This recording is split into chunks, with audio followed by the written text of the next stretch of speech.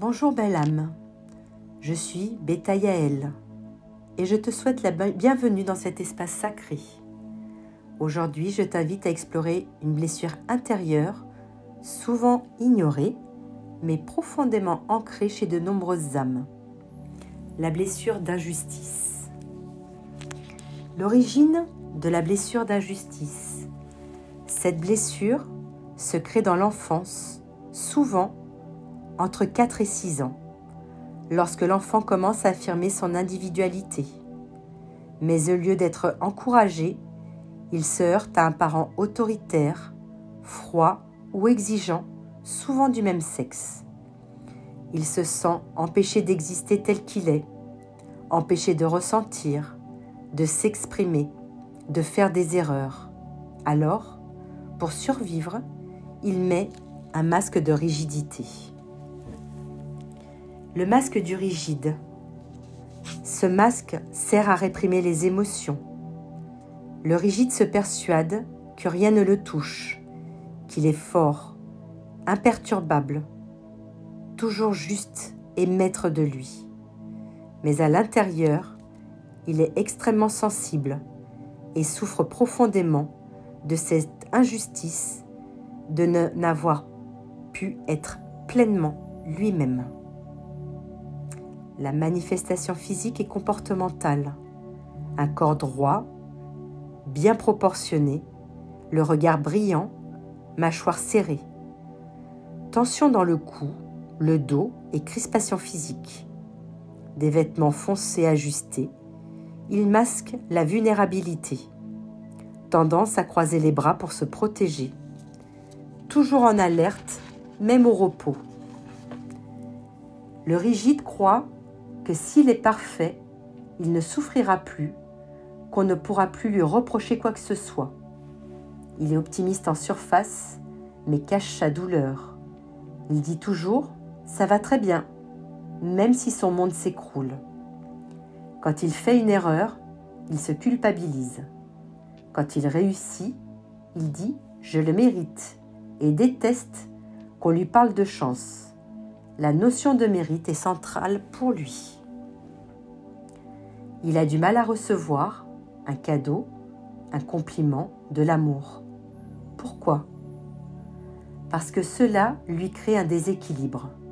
Il ressent une dette, comme s'il devait rendre la pareille immédiatement. Ses attitudes et ses paroles. Le rigide se justifie beaucoup. Il utilise souvent les mots « toujours »,« jamais »,« très »,« d'accord ». C'est sa manière de défendre sa droiture. Il utilise le rire pour cacher ses émotions, relativise constamment et parle de ses malheurs comme si tout allait bien. C'est aussi une personne qui demande rarement de l'aide, se débrouille très jeune, travaille sans relâche, ne s'autorise pas à se reposer sans se justifier et a du mal à se laisser aimer. Il peut être très affectueux dans le cœur, mais ne parvient pas à exprimer ses sentiments.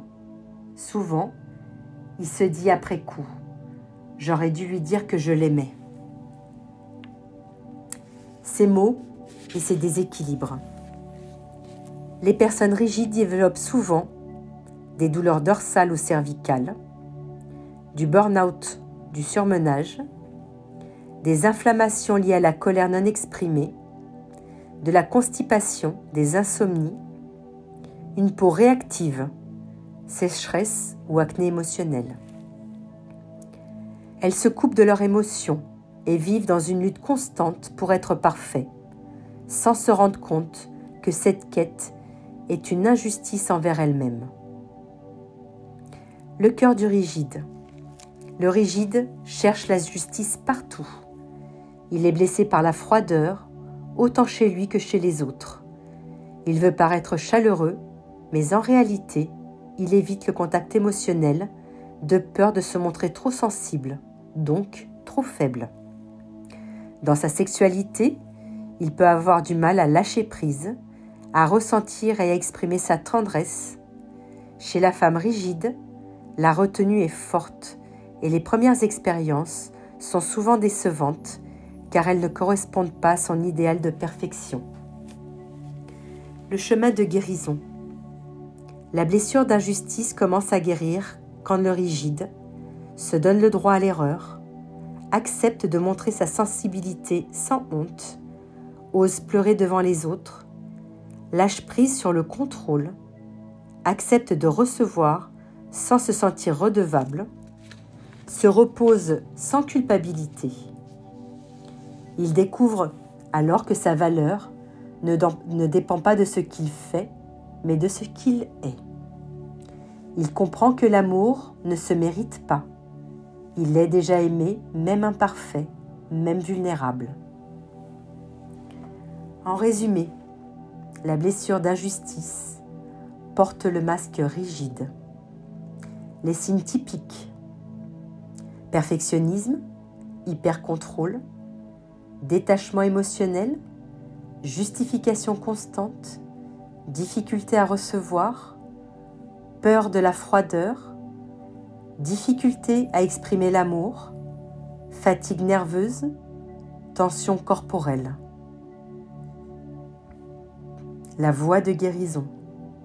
S'autoriser l'imperfection, s'aimer même dans la faiblesse, montrer ses émotions, se reposer, recevoir et ressentir. La question clé à se poser est: ai-je vraiment besoin d'être parfait pour avoir le droit de vivre et de ressentir du plaisir? Merci de m'avoir écouté. Merci d'être là. Merci d'oser regarder tes blessures avec amour et conscience. Si ce message t'a touché, je t'invite à t'abonner à la chaîne, à partager cette vibration autour de toi et à revenir ici chaque fois que ton cœur en a besoin.